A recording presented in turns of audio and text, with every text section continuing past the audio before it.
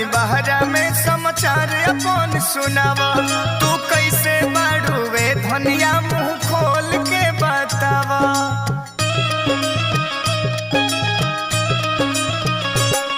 हम ठीक बनी धनी बहरा में समाचार अपन सुनावा। तू कैसे बाड़ुए धनिया मुंह खोल के बतावा। केहू मन रखनी कहे, केहू हमके फेकनी कहे, कुछ कहे हो ऐसैया ऐसैया देवरा मन रखनी कहे, ननदी तो फेकनी कहे, सास कौआ हकनी कहे हो ऐसैया देवरा मन रखनी कहे, ननदी तो फेकनी कहे, सास कौआ हकनी कहे हो।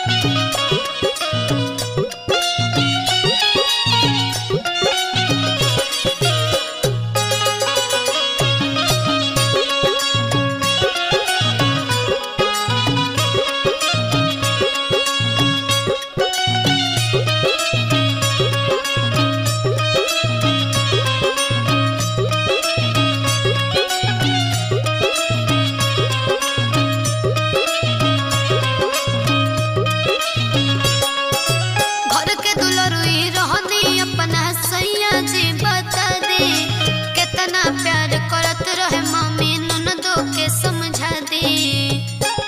ई बात बा ठीक बा सुना।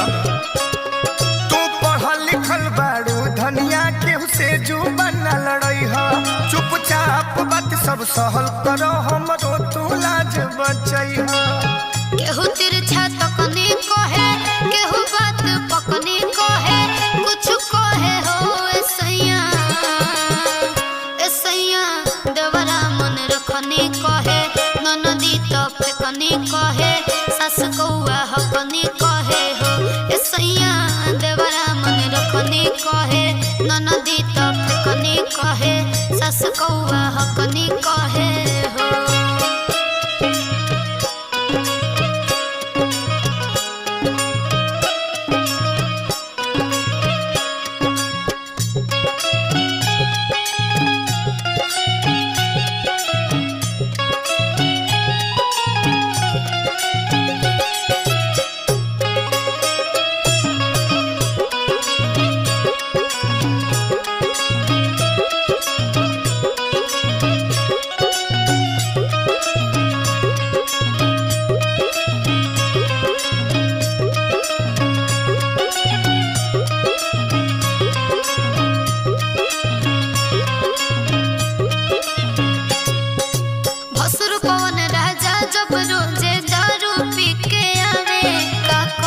सर्वेश सैया ससुर जी बिनु मतलब गरियावे।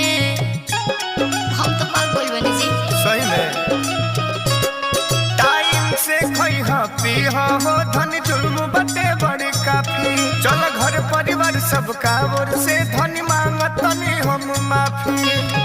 केहू कान फुकनी कहे, केहू हमके कुखनी कहे, कुछ कहे हो ऐसैया ऐसैया देवरा मन रखनी कहे, ननदी तो फेकनी कहे, सास कौआ हकनी कहे हो ऐसैया देवरा मन रखनी कहे, ननदी तो फेकनी कहे, सास कौआ हकनी कहे हो।